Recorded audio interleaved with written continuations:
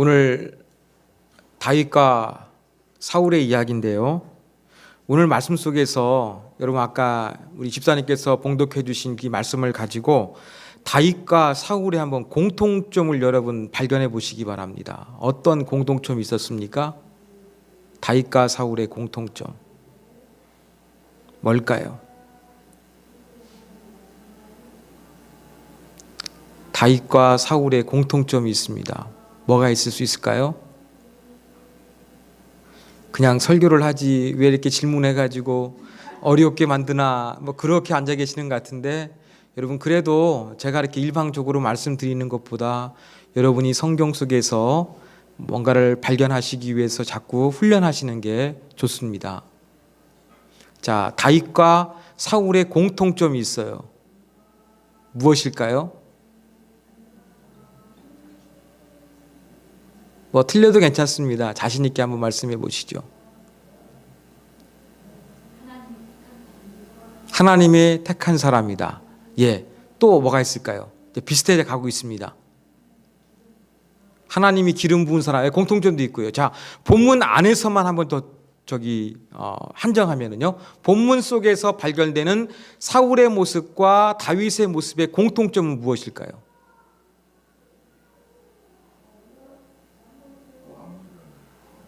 왕이라는 것도 되죠. 예, 좋습니다.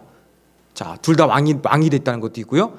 자, 여기에서 우리가 중요하게 봐야 될 건 뭐냐면은 다윗이 하나님께 뜻을 물었고요. 사울도 하나님이 그를 내 손에 붙이셨다고 하면서 하나님을 언급하고 있다는 거예요. 그러니까 두 사람의 공통점은 무엇이냐면 다윗이건 사울이건 두 사람 모두 하나님의 이름을 불렀다는 그러한 공통점을 가지고 있습니다. 자, 또 한 가지 질문 드릴게요. 똑같이 하나님의 이름을 불렀는데 차이점도 있습니다. 어떤 차이점이 있을까요? 어떤 차이점이 있을까요?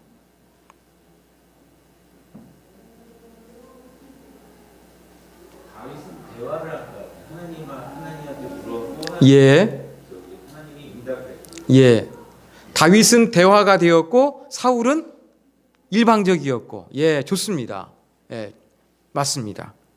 자, 이 말은 무엇이냐면 하나님께서 다윗은 진정성을 가지고 하나님의 뜻을 물으니까 응답해 주셔서 대화가 되었고, 사울은 그저 다윗을 제거하기 위해서 하나님이 그를 내 손에 붙여주셨다라고 그냥 자기 읊조림 뭐 그와 그런 식으로 하나님의 이름을 그냥 한번 언급했다는 차이점이 있습니다. 조금 더 달리 표현하게 되면 하나님의 이름을 두 사람이 똑같이 불렀으되 다윗은 진정성을 가지고 하나님의 이름을 불렀고 사울은 그저 형식적으로 하나님의 이름을 불렀다. 이런 차이점을 우리가 본문 속에서 발견해 볼 수 있습니다. 자, 이것을 조금 더 구체적으로 한번 살펴보겠습니다. 자, 다윗이 지금 사울이 죽이려고 하니까 막 도망 다니고 있습니다. 해리슨 포드의 도망자처럼 도망 다니고 있어요. 자, 그런데 지금 아둘람에 있었는데 그 아둘람에서 5km 떨어진 그일라 지역에 블레셋 사람들이 침범했다는 그러한 이야기를 다윗이 듣게 되었습니다. 여러분 한번 지도를 보시기 바랍니다. 저 남쪽 이스라엘인데요. 저 지중해 해변 쪽에 블레셋이 보이시죠? 예, 이 블레셋과 좀 가까운 지역에 제가 노란 쪽으로 화살표 해놨는데 그일라가 바로 그 지역입니다. 블레셋 사람들 가까운 곳이었어요. 그런데 이 그일라는 평지였어요. 낮은 평지였어요. 그래서 공격하기 쉬웠어요.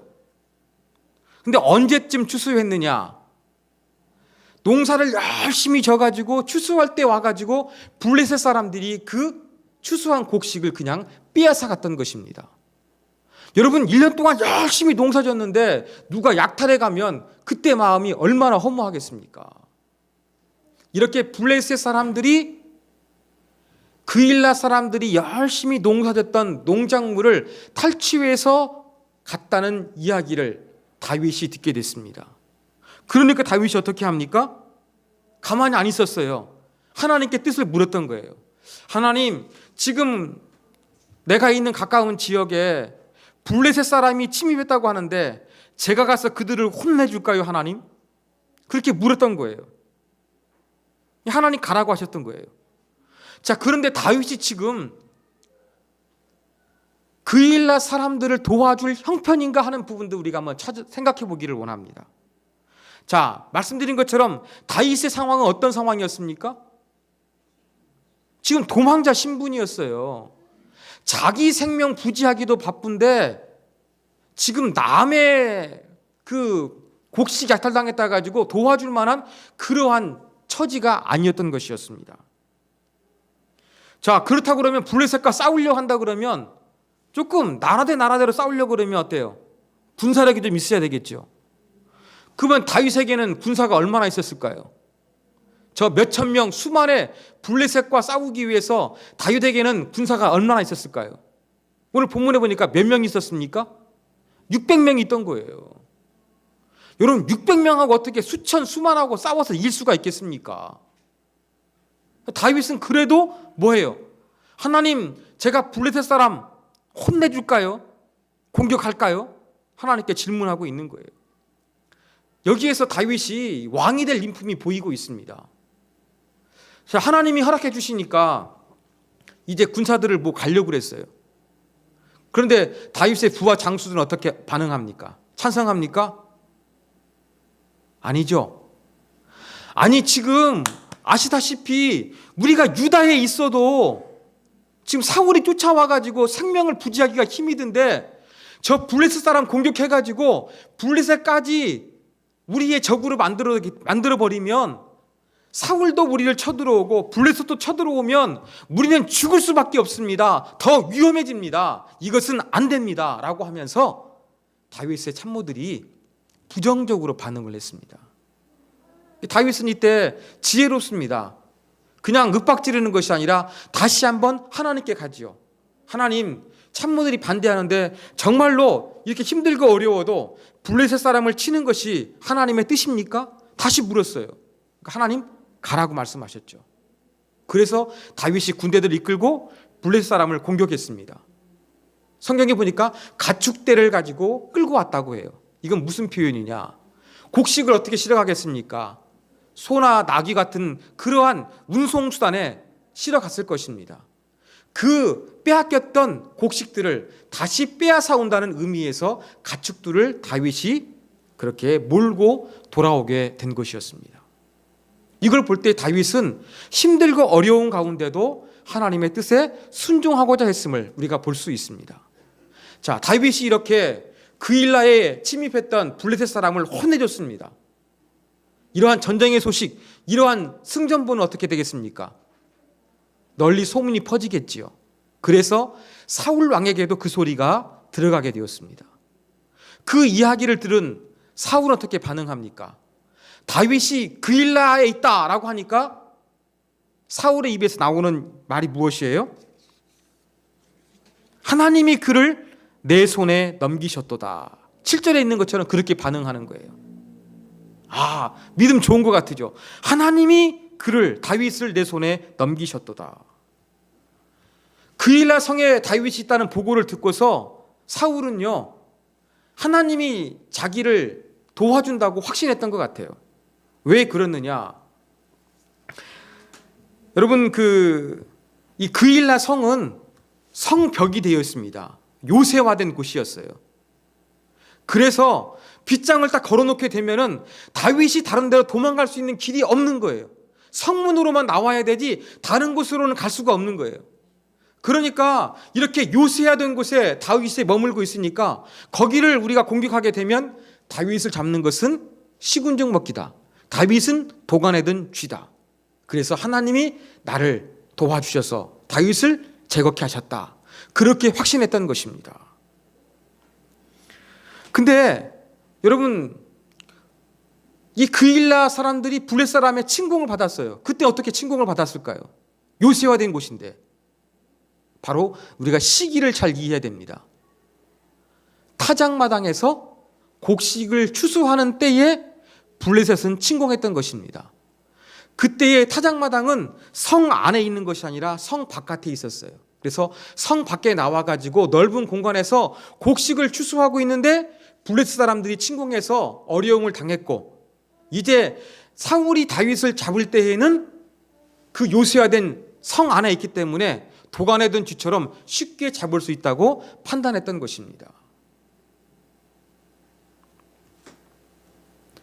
여러분, 사울은 다윗을 잡게 되었다 이렇게 기뻐하고 있는데, 솔직히 엄밀히 보면은 지금 사울은 다윗에게 감사해야 됩니다.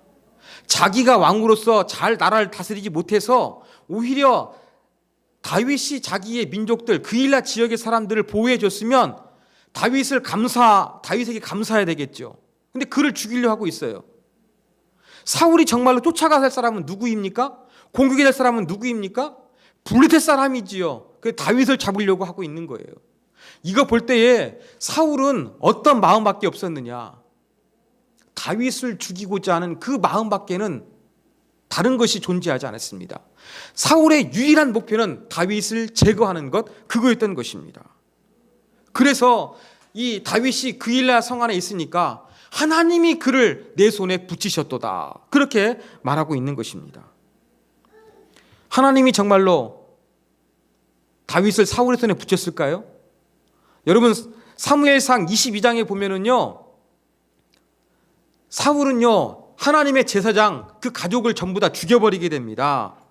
85명을 죽였어요. 이러한 사람을 하나님께서 도와주시겠습니까? 안 도와주시겠지요. 그런데도 불구하고 사울은 하나님이 다윗을 자기의 손에 넘기셨다고 그렇게 말하고 있어요. 진짜 이렇게 말하는 동기는 무엇일까요? 우리는 두 가지 생각해 볼 수가 있습니다. 한 가지는 무엇이냐? 사울은요 진정성을 가지고 하나님을 찾는 것이 아니라 자기에게 유리할 때만 하나님의 이름을 들먹거리는 그러한 값싼 그리스도인이랬다는 것입니다. 여러분, 자기에게 유리할 때, 뭔가 자기에게 호전될 때 하나님이 도와주시는구나, 자기가 원하는 것을 하나님께서 환경적으로 허락해 주시면 하나님의 뜻이라고 하면서 그때만 하나님을 믿는 이러한 믿음 없고 자기 중심적인 신앙의 전형을 지금 사울이 보여주고 있는 거예요. 또 한 가지 해석이 가능합니다. 무엇입니까? 지금 사울은 다윗 있는 곳을 발견하게 됐습니다. 그래서 다윗을 지금 제거하려고 그래요. 그럼 부의 장수가 다윗과 싸워야 되겠죠. 그래서 부하 장수들이 다윗을 잡는데 보다 동기를 부여해서 확실히 다윗을 이길 수 있도록 정치적인 표현을 할 수도 있는 것입니다. 하나님이 우리를 도와주시니까 다윗을 잡을 수 있을 거야. 너희들이 열심히 가서 싸워. 이러한 의미로서 우리가 해석할 수도 있는 것입니다. 하여간 어떤 것으로 해석하든지 간에 결론은 무엇입니까? 사울이 하나님의 이름을 언급했지만, 하나님을 언급했지만 그 안에는 진정성이 없다는 거예요. 사울에게는 오직 자기의 이익, 자기가 원하는 것을 얻기 위해서 하나님을 언급할 뿐이지 진정으로 하나님의 뜻을 찾는 사람은 아니었다는 것입니다. 자, 이렇게 사울이 이제 군대를 데리고 다윗 잡기 위해서 그일레 성으로 몰려옵니다. 이 소식도 다윗에게 알려지게 되겠지요. 이때 다윗은 어떻게 반응합니까? 다윗은 이때에도 하나님께 묻습니다. 하나님의 뜻을 구하는 거예요. 하나님, 사울이 나를 잡기 위해서 이곳으로 내려올까요? 내려올 것이다. 하나님, 내가 지금 이 그일라 성에 숨어 있는데 이 그일라 사람들 제가 도와줬는데 그들이 사울에게 내가 잡히지 않도록 나를 도와줄까요? 안 도와줄 것이다. 하나님 그렇게 말씀하셨어요. 자, 이러한 하나님의 뜻을 분별할 때에 아까 블레셋 사람들을 공격할 때 하고 지금 사울이 쳐들어오는 상황에서 하고 하나님의 뜻을 묻는 과정이 조금 달라요. 성경을 보면 어떤 차이점이 있을까요? 오늘은 자꾸 질문하니까 여러분 귀찮게 제가 만들고 있는데, 자, 블레셋 사람들이 침공했을 때에 다윗이 하나님의 뜻을 물었던 거하고 지금 사울이 자기에게 다가올 때에 하나님의 뜻을 묻는 거하고는 어떠한 차이가 있을까요? 어떤 차이가 있느냐?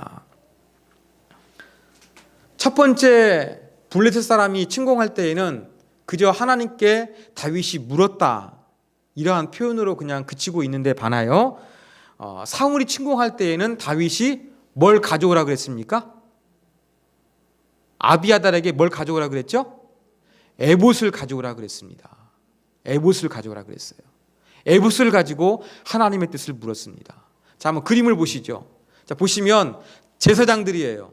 하얀 옷을 입는 것은 일반 제사장이고요. 지금 파란색을 옷을 입고 있는 사람은 대제사장입니다. 자, 그 대제사장 파란 옷을 입고 있는 사람 가운데 보면은 앞에 얼룩달룩한 노란 거 보이시죠? 예, 그게 바로 에봇입니다. 꼭 앞치마 같은데, 꼭 앞치마와 같은 것이 바로 이 에봇이에요. 그런데 에봇 가운데 보면은 가슴에 뭔가 붙이는 게 있었어요. 다음 그림 보여주시면 12개 이스라엘 12지파를 상징하는 그러한 이렇게 좀 돌들이 박힌 이것이 바로 판결 흉패입니다. 이 판결 흉패가 있는데 이 판결 흉패 안에 뭔가 좀 주머니처럼 넣는 공간이 있었나 봅니다. 그 안에 뭐가 있었냐 그러면은 우림과 둠빔이 있었어요. 자, 그림 보시면 검은 돌, 하얀 돌, 구슬인지 돌인지 정확하진 않습니다만 이게 바로 우림과 둠빔입니다. 이건 언제 사용했느냐? 하나님께 뜻을 구할 때에 제사장을 통해 가지고 에봇을 가져와서 에봇 안에 있는 그 흉패 안에 있는 우림과 둠빔을 통해 가지고 하나님의 뜻을 갖다가 발견하게 된 거예요. 자, 두 번째로 사울이 침공할 때에는 다윗이 이렇게 제사장에게 에봇을 가져오라 그랬어요. 그러면 첫 번째는 어떻다는 이야기입니까? 그때에는 에봇이 없었다는 이야기예요. 자, 제가 이것을 여러분에게 말씀드린 이유는 바로 이것입니다. 다윗은요, 어떠한 상황에서든지 간에 하나님의 뜻을 물을 수 있는 도구인 에봇이 있든지 없든지 간에 그는 늘 언제나 한결같이 하나님의 뜻을 묻기를 위해서 노력했던 사람이라는 것을 성경은 우리 가운데 가르쳐주고 있는 거예요. 자, 이걸 통해 가지고 우리는 다윗과 이제 사울을 비교해 봤습니다.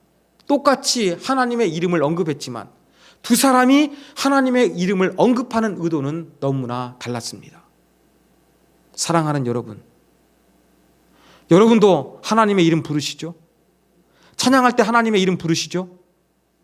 기도할 때 하나님 이름 부르시죠? 가끔 탄식조로 주여 말씀하시죠? 여러분이 하나님의 이름을 부르는 것은 다윗처럼 정말로 진정성을 가지고 하나님의 이름을 부르고 있습니까? 아니면 여러분이 정말로 원하는 것을 얻기 위해서 하나님을 이용하기 위해서 하나님의 이름을 부르고 있습니까? 정말로 하나님 아버지의 마음을 알기 위해서 여러분이 하나님의 이름을 부르고 있는지, 아니면은 사울처럼 내가 원하는 것을 얻기 위해서 하나님의 이름을 부르고 있는지, 오늘 본문은 저와 여러분에게 이것을 생각해 보게 만들고 있습니다. 여러분, 정말로 여러분의 가슴에 하나님을 향한 하나님의 뜻을 알고자 하는 그 깊은 동경의 마음을 가지고 하나님의 이름을 부르고 계십니까? 여러분이 정말로 하나님의 이름을 부르는 것은 사울처럼 부르는 것입니까? 다윗처럼 부르는 것입니까?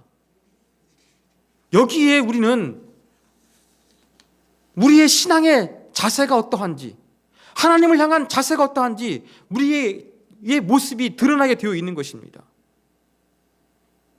사울처럼 자기중심적으로 하나님을 이용하는 사람인지, 아니면 철저하게 하나님의 뜻을 발견하고 거기에 순종하기 위해서 하나님을 찾는 사람인지, 저와 여러분은 이 자리에서 다시 한번 생각해 봐야 되겠습니다. 자, 우리는 다윗처럼 하나님의 뜻을 구하는 사람이 되어야 될 것입니다. 자, 그런데 조심할 게 있습니다. 여러분, 마치 하나님의 뜻을 구하는 것은요, 앞일에 어떻게 행동해야 될지 점쟁이를 찾아가 도움받는 것처럼 그렇게 하나님의 뜻을 추구하면 안 된다는 거예요. 자, 무슨 말이냐? 예를 들어서 우리가 지금 삼송에서 저 멀리 부산으로 내려가려고 합니다. 근데 이 삼송에서 부산으로 내려가는 방법은 참 여러 가지가 있죠. 여기에서 자가용을 가지고 내려갈 수도 있고, 여기 김포공항 가깝습니다. 비행기 타고 내려갈 수도 있고, 행신역에 가면 KTX 역이 있습니다. KTX를 타고 갈 수도 있습니다. 아니면 화정이나 저 고향 버스터미널 가가지고 이 고속버스를 타고 내려갈 수도 있습니다. 그렇죠? 다양한 방법이 있습니다. 자, 하나님의 뜻은 어디까지일까요? 내가 부산에 갈 것인가 말 것인가, 여기까지 하나님의 인도하심을 구하시는 것이 하나님의 뜻이겠습니까? 아니면은 내가 부산에 가더라도 비행기 탈지, KTX 탈지, 아니면 인천 가서 배를 탈지, 자가용을 이용할지, 이것까지 세세하게 알려주시는 것이 하나님의 뜻이겠습니까? 여러분, 어떤 게 하나님의 뜻이라고 생각하십니까?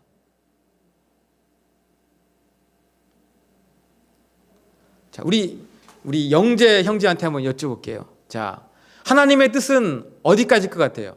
부산에 가는 것까지만 하나님께 물으면 된달까요? 아니면은 부산에까지는 방법까지 구체적으로 인도함 받기 위해서 하나님께 기도해야 될까요? 후자인 것 같아요? 예, 우리 후자라 그랬습니다. 저 혹시 전자라고 생각하시는 분 계십니까? 아, 전자 한 분입니까? 그 나머지 분들은 하나님의 뜻을 구하기 위해서 구체적인 방법까지도 기도해야 된다. 손을 다 안 드시고 계시는데, 자, 저도 우리 영정지처럼 젊은 시절에는 하나님께서 이 모든 세밀한 과정을 철저하게 인도해 주신다, 이러한 부분들을 위해서 기도해야 된다, 뜻을 구해야 된다, 그렇게 생각을 했습니다. 근데 지금은 제가 조금 입장이 바뀌었습니다. 하나님의 뜻을 구하는 것은 내가 부산에 갈 것인가 말 것인가, 여기까지 구하는 것이라고 저는 생각을 합니다. 그리고 부산에 가라고 하나님 허락해 주셨으면 그 안에서 가는데 어떻게 가는지는 하나님께서 저한테 자유의지를 주셨다고 생각을 합니다.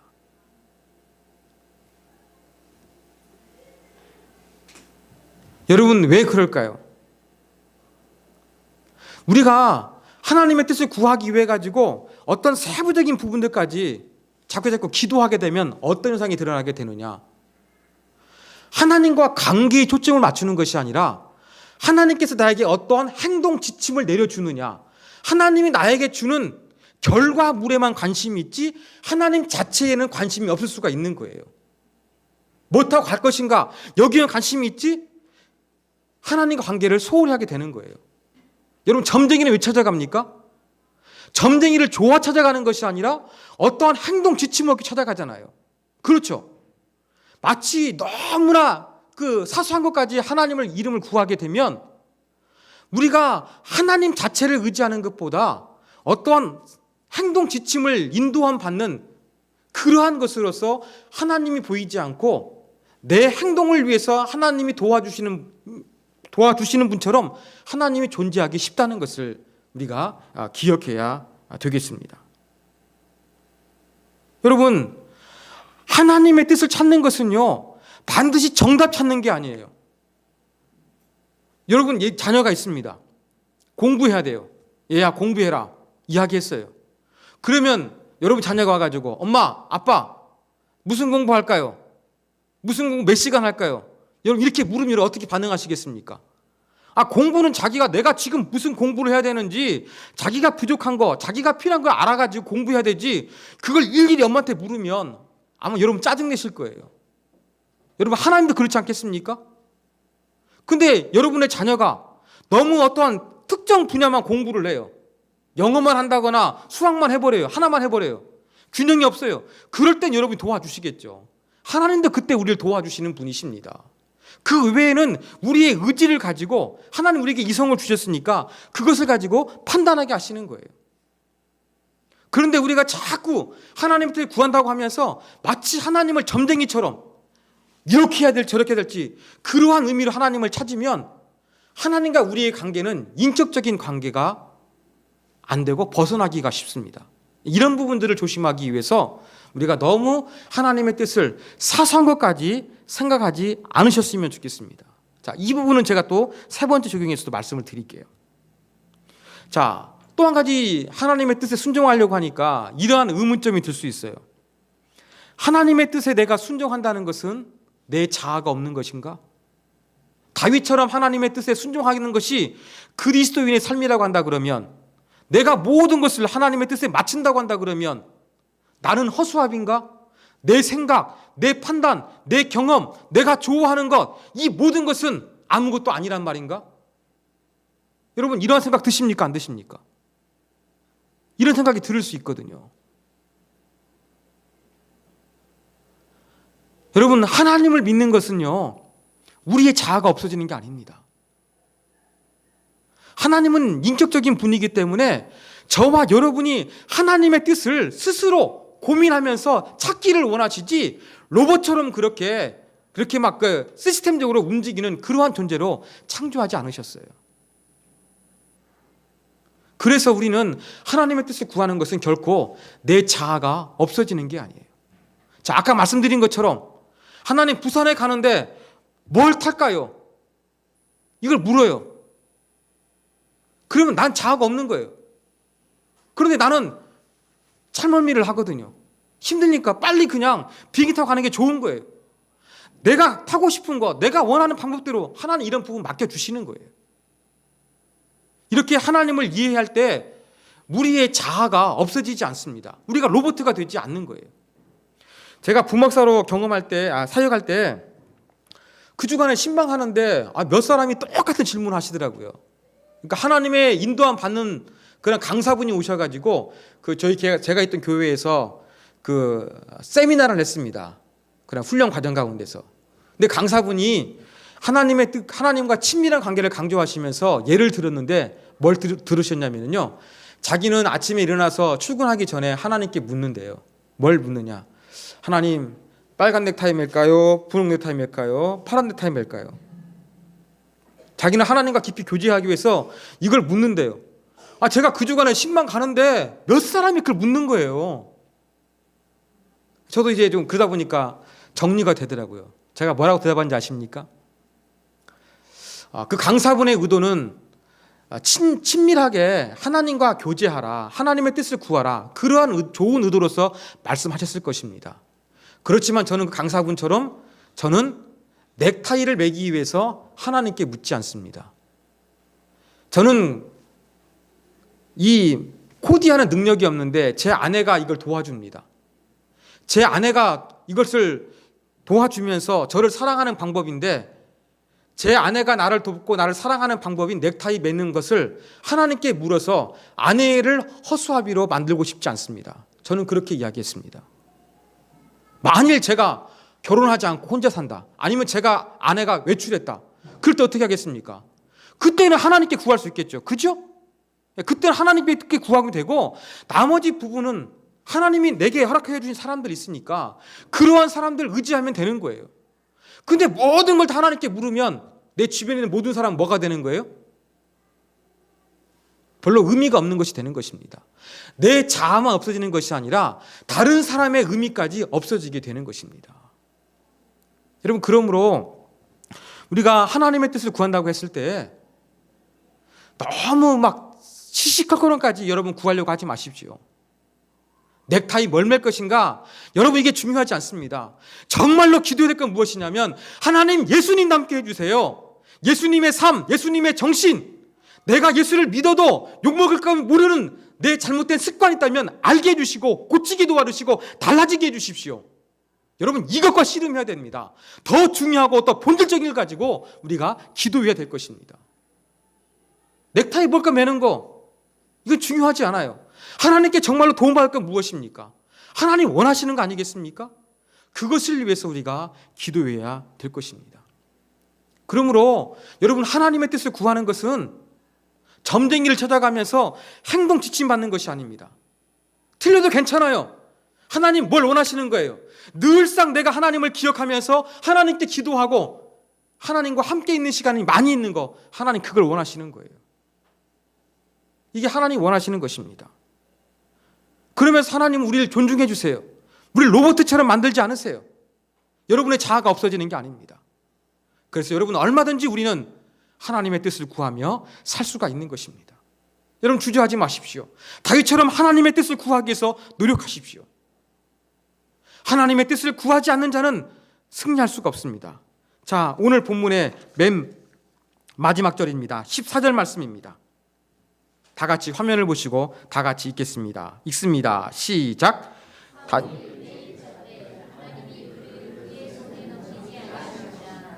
예. 사울이 매일차 때 하나님이 그를 그의 손에 넘기지 아니했다 그랬어요. 하나님의 뜻을 제대로 찾는 사람은 하나님이 지켜주시고 보호해 주십니다. 자기의 생각대로 살아가는 사울 같은 사람은 헛수고할 뿐입니다. 그러므로 저와 여러분은 정말로 진심으로 하나님의 뜻을 찾아야 한다는 것입니다. 근데 요즘에 너무나 많은 사람들이 진정으로 하나님의 뜻을 찾고 있지가 않아요. 비근한 예로서 이러한 예를 말씀드리겠습니다. 여러분 요즘에 좀 교회 다닐 때 교회에 대한 만족도가 떨어져가지고 뭐 교회를 옮기려고 합니다. 아니면 이사해가지고 교회를 옮기려고 합니다. 여러분 그때 어떻게 합니까? 정말로 하나님의 뜻을 구합니까? 하나님 내가 어디 교회 가서 어떻게 주님의 몸된 교회를 섬기해야 되겠습니까? 여러분 하나님의 뜻을 구합니까? 이런 사람 점점점 사라지고 있어요. 어떻게 합니까? 일단 교회가 좀 커서 좀 헌금이나 봉사하는데 부담 없는 것. 사람이 많아가지고 주일 안 빠져도 티가 안 나는 것. 여러분 하나님께 기도하는 것이 아니라 벌써 내 생각 속에서는 이러한 기준이 딱 정립되어 있는 거예요. 이러한 기준을 가지고 있는 것이 진정으로 하나님의 뜻을 구하는 것입니까?